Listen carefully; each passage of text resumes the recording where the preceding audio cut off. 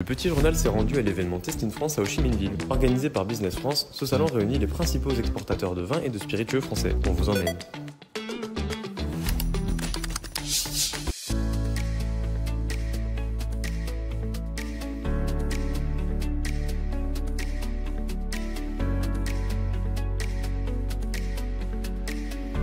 Ici, on m'a dit que le rouge marchait mieux par rapport à la vie. Contre-intuitif et honnêtement ça m'a pas mal surpris, mais c'est qu'en fait il y a un retard de tendance de consommation. Donc en fait c'est la consommation qu'on a en France il y a peut-être 30 ans. On l'a vu, moi j'ai beaucoup fait Bangkok et Hanoï avant, et c'est vrai qu'ils aiment plutôt les rouges charpentés, même alcooleux. Il y a un côté marqueur social. Pour eux des vins légers, donc des rouges légers, des rosés, des vins blancs voilà, qui sont sur la finesse. Ça va pas être du vin pour eux presque. Il y a un peu ce côté là. Ça va arriver, ça arrive sur le marché. On en voit un peu là sur les... Ouais, je pense. Même à Bangkok, on l'a vraiment ressenti, c'est un marché un peu plus mature, et je pense que ça va suivre. Enfin, voilà, c'est tout ce qui se suit. Mais à Bangkok, il y avait vraiment un vrai intérêt sur les vins blancs, et puis les questions d'éducation au vin aussi. Parce qu'on essaie de parler plus en chenin, en cabernet franc, donc voilà, les cépages vraiment qui se repèrent. Mais c'est vrai que c'est un discours qui fait peut-être pas écho que dans d'autres marchés qui sont un peu plus matures. Donc c'est un choix, voilà, on arrive peut-être au début, peut-être un peu trop tôt, mais peut-être aussi voilà, faut être un précurseur. C'est vrai que là le marché se tasse peut-être un petit peu avec le Covid et tout ça, apparemment c'est un peu compliqué au Vietnam un petit peu. Après nous, notre histoire, voilà, pour l'instant on touche plus les expats ou les touristes ou vraiment la classe sociale très élevée au Vietnam. L'idée voilà, c'est vraiment d'essayer d'éduquer. Je pense qu'il y a un bon travail qui est fait là-dessus, et apparemment même la jeunesse vietnamienne assez friande. Bienvenue chez Mon Ami. Nous sommes une société monégasque et nous avons développé un concept de jeu à gratter sur notre bouteille de vin.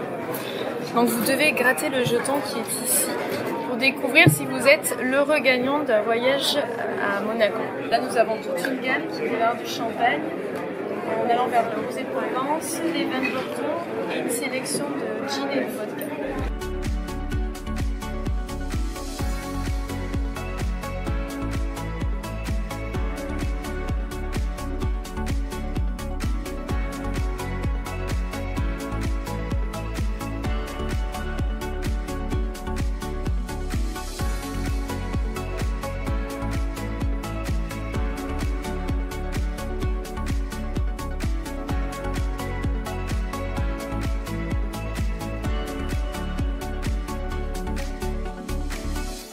Bonjour à toutes et à tous, mesdames et messieurs.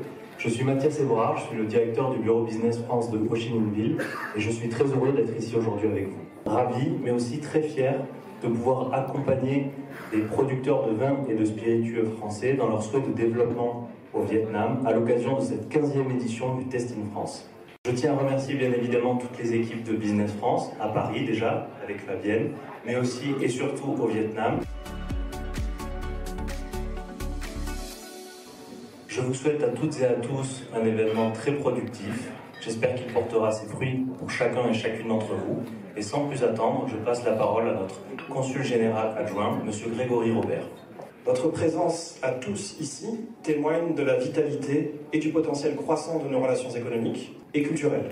La France rayonne comme berceau de la tradition viticole, incarnant un savoir-faire unique et un engagement indéfectible envers l'excellence. Nos régions, de la Champagne au Bordeaux, en passant par la Bourgogne, la vallée de la Loire, le Languedoc, l'Alsace et tant d'autres, ne produisent pas seulement des vins spiritueux, elles nous transmettent une histoire, une passion et un art de vivre qui résonne bien au-delà de nos frontières. Dans le marché vietnamien, l'un des plus prometteurs d'Asie. Un terreau fertile avec une diversification croissante de la consommation, notamment autour des vins blancs et rosés, et une augmentation notable des importations de spiritueux.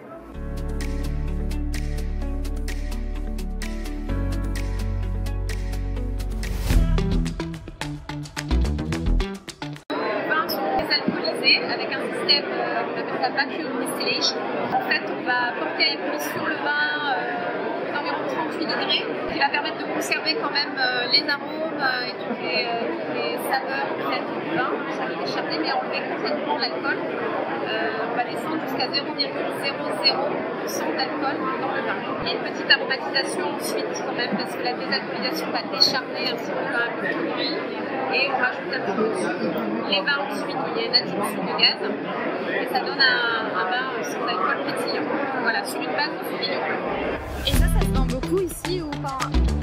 Sur l'Asie, on n'a pas démarré encore. On a démarré sur France, en Europe.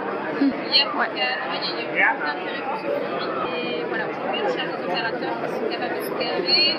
C'est quand même assez niche sur certains pays. Je pense qu'au Vietnam, il y a une vraie appétence, une curiosité, un besoin aussi parce qu'il y a ce contrôle de l'alcool volant qui fait que les gens sont quand même plus prudents. Les femmes ne boivent pas d'alcool au Vietnam.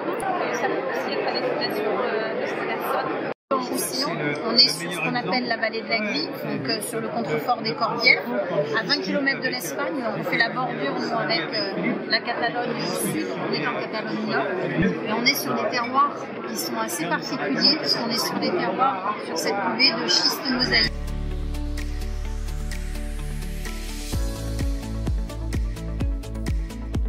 C'est votre premier salon du coup au Vietnam ici? Vietnam, c'est la première fois, oui. D'accord. Et vous exportez beaucoup en Asie du Sud-Est? Alors, on exporte beaucoup en Asie parce qu'on a des cuisines à Shanghai, maximum. D'accord. En Asie du Sud-Est, ça c'était plus finalement.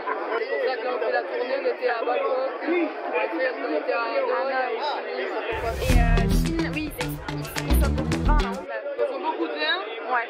surtout du rouge, surtout des rouges avec des degrés d'alcool assez élevés, boisés idéalement. Ou le vin blanc qui commence à arriver sur les marchés. De manière générale, dans le monde entier, avoir une place de plus en plus importante. C'est déjà plus léger qu'au rouge et que les gens font plus attention à leur consommation d'alcool.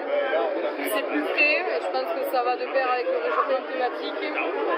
Quand il fait 35 degrés dehors, je pense pas qu'on ait hyper envie de boire des vins rouges à 14 degrés. Donc je pense qu'il y a de belles années à venir pour le vin blanc. Et du coup, vous produisez où?